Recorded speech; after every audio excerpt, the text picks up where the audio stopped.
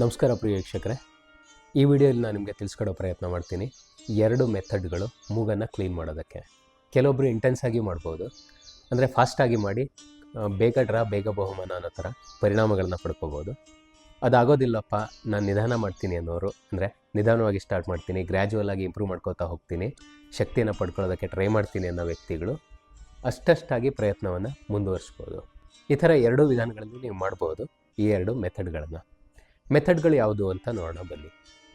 ನೀವು ನಮ್ಮ ಚಾನಲ್ಗೆ ಸಬ್ಸ್ಕ್ರೈಬ್ ಆಗದಿದ್ದರೆ ದಯವಿಟ್ಟು ಸಬ್ಸ್ಕ್ರೈಬ್ ಮಾಡಿ. ಕಾಮೆಂಟ್ ಹಾಕೋದಿದ್ರೆ, ಮನಸ್ಸಲ್ಲಿ ಏನಾದರೂ ಪ್ರಶ್ನೆಗಳು ಬಂದರೆ ಅಥವಾ ಅಭಿಪ್ರಾಯಗಳನ್ನ ತಿಳಿಸೋಣ ಅಂತ ಅನಿಸಿದರೆ ದಯವಿಟ್ಟು ಅದನ್ನು ಮಾಡಿ. ನಿಮಗೆ ಸುಸ್ವಾಗತ. ನಿಮ್ಮ ಅಭಿಪ್ರಾಯಗಳಿಗೆ, ಕಮೆಂಟ್ಗಳಿಗೆ ಲೈಕ್ ಮಾಡಿ ವಿಡಿಯೋ ನಿಮಗೆ ಇಷ್ಟ ಆದರೆ. ಫಸ್ಟ್ ಪಾರ್ಟ್ ನಾವು ಮಾಡುವಂಥದ್ದು ಮೂಗಿನಿಂದ ಇಂಟೆನ್ಸ್ ಆಗಿ ಒಂದು ಸೈಡಿಂದ ಉಸಿರನ್ನು ಹೊರಗಡೆ ಹಾಕೋತಿರೋದು.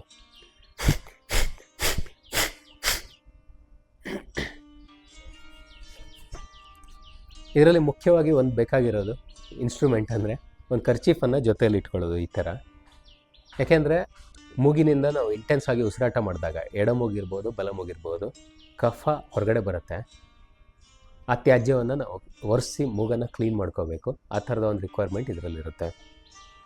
ಈ ಥರ ಕರ್ಚೀಫನ್ನು ಸುರುಳಿ ಮಾಡ್ತೀವಿ, ಮೂಗಿನ ಒಳಗಡೆ ಹಾಕಿ 2 ಮೂಗಿನ ಹೊರಳೆಗಳನ್ನು ಕ್ಲೀನ್ ಮಾಡ್ಕೊಳ್ಳೋದು. ಫಸ್ಟ್ ಮಾಡಬೇಕಾಗಿರೋದು ಮೂಗನ್ನು ಕ್ಲೀನ್ ಮಾಡ್ಕೋಬೇಕಾಗಿರೋದು.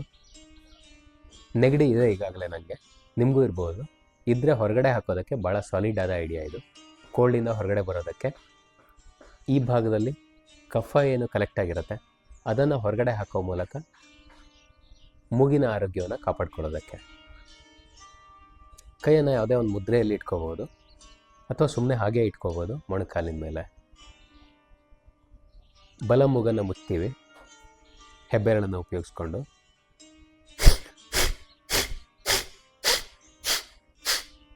ಈ ಥರ 4-5 ಬಾರಿ ತೀವ್ರವಾದ ಉಸಿರಾಟವನ್ನು ಮಾಡುವಂಥದ್ದು.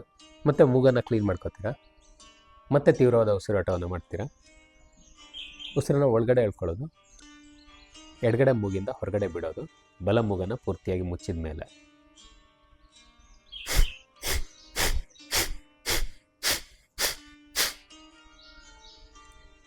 ಎರಡು ಸಲ ಆಯಿತು. 3, 4, 5 5 ಕೌಂಟ್ಗಳವರೆಗೆ. 3ರಿಂದ 5 ಕೌಂಟು, 3ರಿಂದ 5 ಕೌಂಟು, 4ರಿಂದ 5 ಬಾರಿ ಮಾಡುವಂಥದ್ದು.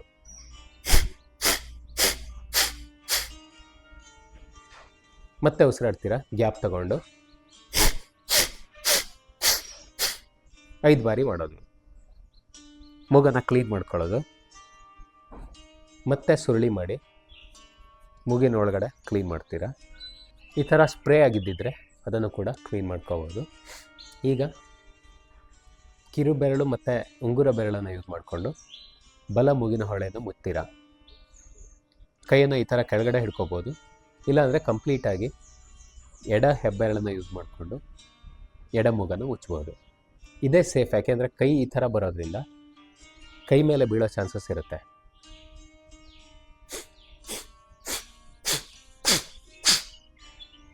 ಬಲ ಮೂಗಿನಿಂದ ಉಸಿರಾಡ್ತೀರಾ, ಏನಾದರೂ ಬಂದಿದ್ದಿದ್ರೆ ಕ್ಲೀನ್ ಮಾಡ್ಕೊಳ್ಳೋದು. ಉಸಿರನ್ನು ಒಳಗಡೆ ಎಳ್ಕೊಳ್ಳೋದು. ಬಲ ಮೂಗಿನಿಂದ ತೀವ್ರವಾದಂಥ ಉಸಿರಾಟ 5 ಬಾರಿ, 3ರಿಂದ 5 ಬಾರಿ.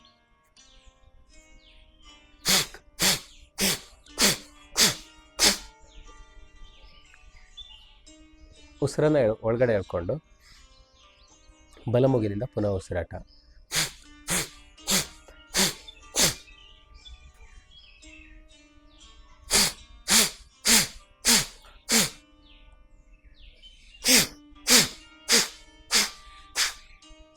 ಕೊನೆಯದಾಗಿ ಮೂಗನ್ನು ಪುನಃ ಕ್ಲೀನ್ ಮಾಡ್ಕೋತೀರಾ. ನೆಗಡಿಯ ತ್ಯಾಜ್ಯವನ್ನು ರಿಲೀಸ್ ಮಾಡೋದಕ್ಕೆ, ಮೂಗನ್ನು ಕ್ಲೀನ್ ಮಾಡೋದಕ್ಕೆ ತುಂಬ ಒಳ್ಳೆಯ ಎಕ್ಸಸೈಸ್ ಇದು. ಇನ್ನೊಂದು ಎಕ್ಸಸೈಸ್ ಇದೆ, ಅನುಲೋಮ ವಿಲೋಮ ಥರನೇ ಇರುತ್ತೆ, ಬಟ್ ಒಂಚೂರು ತೀವ್ರವಾಗಿ ಮಾಡ್ತೀರಾ.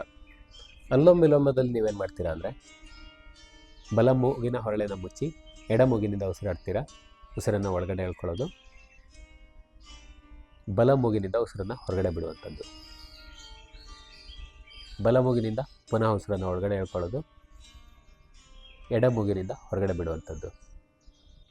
ಎಡ ಮೂಗಿನಿಂದ ಪುನಃ ಉಸಿರನ್ನು ಒಳಗಡೆ ಎಳ್ಕೊಳ್ಳೋದು, ಬಲ ಮೂಗಿನಿಂದ ಹೊರಗಡೆ ಬಿಡೋದು, ಬಲ ಮೂಗಿನಿಂದ ಉಸಿರನ್ನು ಒಳಗಡೆ ಎಳ್ಕೊಂಡು ಎಡ ಮೂಗಿನಿಂದ ಹೊರಗಡೆ ಬಿಡೋ ಹೊತ್ತಿಗೆ ನಿಮ್ಮ ಅನುಲೋಮ ವಿಲೋಮ ಕಂಪ್ಲೀಟ್ ಆಗುತ್ತೆ. ಇದನ್ನು ಎಷ್ಟು ಸಲ ಬೇಕಿದ್ದರೂ ರಿಪೀಟ್ ಮಾಡ್ತಾ ಇರ್ಬೋದು. ಥಂಬ್ ರೂಲ್ ಏನಂದರೆ ಎಡ ಮೂಗಿನಿಂದ ಉಸಿರನ್ನು ಒಳಗಡೆ ಎಳ್ಕೊಂಡು ಬಲ ಮೂಗಿನಿಂದ ಹೊರಗಡೆ ಬಿಡೋದು, ಬಲಗಡೆಯಿಂದ ಹೊರಗಡೆ ಬಿಟ್ಟ ಉಸಿರನ್ನು ಪುನಃ ಒಳಗಡೆ ಎಳ್ಕೊಂಡು ಎಡ ಮೂಗಿನಿಂದ ಹೊರಗಡೆ ಬಿಡೋದು. ಇದು ಒಂದು ಅನುಲೋಮ ವಿಲೋಮ ಆಗುತ್ತೆ. ಇದೇ ಥರ ಕಂಟಿನ್ಯೂ ಮಾಡ್ತಾ ಹೋಗ್ತೀರಾ ಅನುಲೋಮ ವಿಲೋಮ ಎಕ್ಸಸೈಸಲ್ಲಿ. ಬಟ್ ಈ ಎಕ್ಸಸೈಸಲ್ಲಿ ಉಸಿರಾಟ ಅದೇ ಥರನೇ ಇರುತ್ತೆ. ಉಸಿರನ್ನು ಒಳಗಡೆ ಎಳ್ಕೊಂಡು ಉಸಿರನ್ನು ತೀವ್ರವಾಗಿ ಹೊರಗಡೆ ಹಾಕ್ತೀರಾ.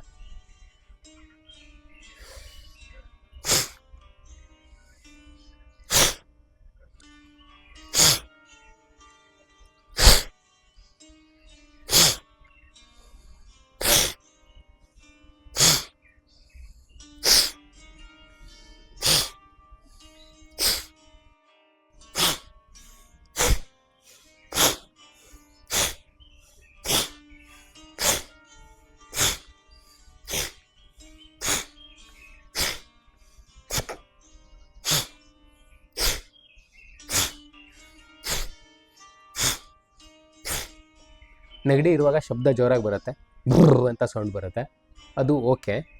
ಬಟ್ ಒಂದು ಕಾಂಟ್ರಾ ಇಂಡಿಕೇಶನ್ ಏನಂದರೆ ಕಿವಿಗಳ ಮೇಲೆ ಗಮನ ಇಡಬೇಕು. ಕಿವಿಗಳ ಮೇಲೆ ವಿಪರೀತ ಒತ್ತಡ ಕೊಡುವಂಥ ಎಕ್ಸಸೈಸ್ ಇದು. ಕೇರ್ಫುಲ್ಲಾಗಿ ಮಾಡಬೇಕು. ನಿಮ್ಮ ಕಿವಿಗಳನ್ನು ಕಾಪಾಡ್ಕೊಳ್ಳಿ. ಎಕ್ಸಸೈಸ್ ನಿಧಾನ ಆದರೂ ಆಗುತ್ತೆ, ಅಥವಾ ಎಕ್ಸಸೈಸ್ ಆಗದೇ ಇದ್ದರೂ ಏನು ದೊಡ್ಡ ನಷ್ಟ ಆಗೋದಿಲ್ಲ. ಸ್ನೇಹಿತರೆ, ಇದನ್ನೇ ಫಾಸ್ಟಾಗಿ ಮಾಡ್ಬೋದು. ಇದರಲ್ಲಿ ನಾವು ಇಂಡೆಕ್ಸ್ ಫಿಂಗರ್ ಮತ್ತು ಮಿಡ್ಲ್ ಫಿಂಗರನ್ನು ಮಾತ್ರ ಯೂಸ್ ಮಾಡ್ತೀವಿ. ಮಧ್ಯದ ಬೆರಳು, ತೋರು ಬೆರಳು, ಕೈಗಳು ಈ ಥರ ಬಿಡಿಸ್ಕೊಂಡಿರುತ್ತೆ. ಎಡಗೈಯಲ್ಲಿ ಮುದ್ರೆ ಹಾಕ್ಕೊಂಡಿರ್ತೀರ, ಬಲಗೈಯಲ್ಲಿ ಈ ಮುದ್ರೆ. ಇದೇ ಅನುಲೋಮ ವಿಲೋಮವನ್ನೇ ಫಾಸ್ಟಾಗಿ ಮಾಡುವಂಥದ್ದು.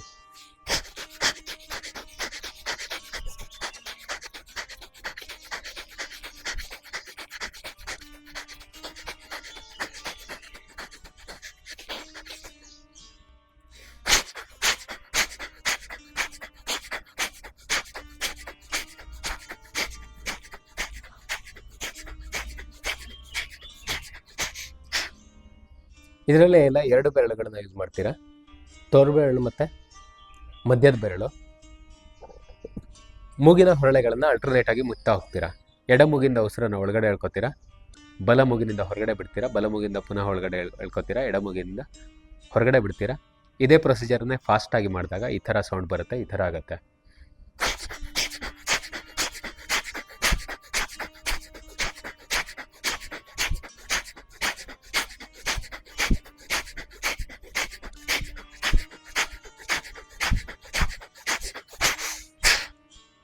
ಎಡಮೂಗಿಂದ ಉಸಿರು ಬಿಡೋದ್ರೊಂದಿಗೆ ಈ ಪ್ರೊಸೆಸ್ ಎಂಡ್ ಆಗುತ್ತೆ.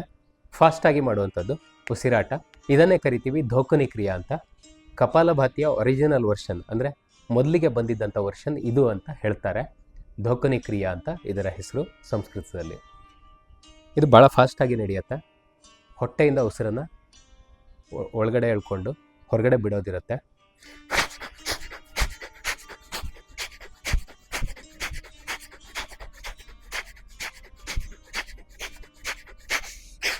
ತುಂಬ ಸೂಪರ್ಬ್ ಆದಂಥ ಕ್ರಿಯೆ ಇದು. ಹೊಟ್ಟೆ ಮತ್ತು ಮೇಲ್ಭಾಗ, ಶ್ವಾಸಕೋಶ, ಹಾಗೆಯೇ ಅಪ್ಪರ್ ರೆಸ್ಪಿರೇಟರಿ ಟ್ರ್ಯಾಕ್ಟ್ ಅಂತೀವಿ, ಮೇಲ್ ಶ್ವಾಸನಾಳ, ಮೂಗು ಮತ್ತು ಗಂಟಲು ಈ ಭಾಗ ಪೂರ್ತಿ ಬರುತ್ತೆ. ಇದೆಲ್ಲ ಭಾಗಕ್ಕೂ ರೋಬಸ್ಟ್ ಆದ ಚಟುವಟಿಕೆಯನ್ನು ಈ ವ್ಯಾಯಾಮ ಒದಗಿಸುತ್ತೆ. ಈ ಆ್ಯಕ್ಟಿವಿಟಿಯಲ್ಲಿ ಭಾಳಷ್ಟು ಭಾಗಗಳು ಕ್ಲೀನ್ ಆಗ್ತವೆ. ಹೊಟ್ಟೆ ಕ್ಲೀನ್ ಆಗೋ ಜೊತೆಗೆ, ಅಂದರೆ ಹೊಟ್ಟೆಯಿಂದ ಡಿಟಾಕ್ಸಿಫೈ ಆಗೋ ಜೊತೆಗೆ, ಹೊಟ್ಟೆಯಿಂದ ತ್ಯಾಜ್ಯಗಳೇನಿದ್ದಾವೆ ಅದು ಕಿಡ್ನಿಗೆ ಬರೋದ್ರ ಜೊತೆಗೆ ಅಥವಾ ಜಠರಕ್ಕೆ ಬರೋದ್ರ ಜೊತೆಯಲ್ಲಿ ಮೇಲ್ಗಡೆ ಇರೋ ತ್ಯಾಜ್ಯಗಳು ಕೂಡ ಕಫದ ಮೂಲಕ ಹೊರಗಡೆ ಹೋಗ್ತವೆ. ಈ ಹೆಡ್ ಕೋಲ್ಡ್ಗೂ ಕೂಡ ತುಂಬ ಒಳ್ಳೆಯ ಎಕ್ಸಸೈಸ್ ಇದು. ತಲೆಯಲ್ಲಿರೋ ಕಫ ಕೂಡ ಹೊರಗಡೆ ಬರುತ್ತೆ, ಮೂಗಿನ ಮೂಲಕ ತ್ಯಾಜ್ಯವಾಗಿ ಹೊರಗಡೆ ವಿಸರ್ಜನೆ ಆಗೋದಕ್ಕೆ ತುಂಬ ಒಳ್ಳೆಯ ಎಕ್ಸಸೈಸ್ ಅಂತ ಇದನ್ನು ಹೇಳ್ಬೋದು. ಮತ್ತೊಂದು ಸಲ ಮಾಡಿ ತೋರಿಸೋದಾದರೆ, ನೀವು ಇನಿಷಿಯಲಿ ಈ ಥರ ಪ್ರಾಕ್ಟೀಸನ್ನು ಶುರು ಮಾಡಬೇಕು. ಬಲ ಮೂಗನ್ನು ಮುಚ್ಚಿ ಎಡ ಮೂಗಿನಿಂದ ಉಸಿರನ್ನು ಒಳಗಡೆ ಎಳ್ಕೊಳ್ಳೋದು, ಬಲ ಮೂಗಿನಿಂದ ಹೊರಗಡೆ ಬಿಡೋದು ತೀವ್ರವಾಗಿ. ಬಲ ಮೂಗಿನಿಂದ ಪುನಃ ಒಳಗಡೆ ಎಳ್ಕೊತೀರಾ, ಎಡ ಮೂಗಿನಿಂದ ತೀವ್ರವಾಗಿ ಹೊರಗಡೆ ಬಿಡ್ತೀರಾ ಅಂತ. ಎಡ ಮೂಗಿನಿಂದ ಒಳಗಡೆ ಎಳ್ಕೊತೀರಾ, ಬಲ ಮೂಗಿನಿಂದ ಹೊರಗಡೆ ಬಿಡ್ತೀರಾ ತೀವ್ರವಾಗಿ ಅಂತ. ಬಲಕ್ಕೆ ಪುನಃ ಒಳಗಡೆ ಎಳ್ಕೊಳ್ಳೋದು, ಎಡ ಮೂಗಿನಿಂದ ತೀವ್ರವಾಗಿ ಹೊರಗಡೆ ಬಿಡೋದು. ಇಲ್ಲಿಗೆ ಈ ಎಕ್ಸಸೈಸ್ ಎಂಡ್ ಆಗುತ್ತೆ. ಮತ್ತೊಂದು ಸಲ ಹೇಳ್ಕೊಡ್ತೀನಿ.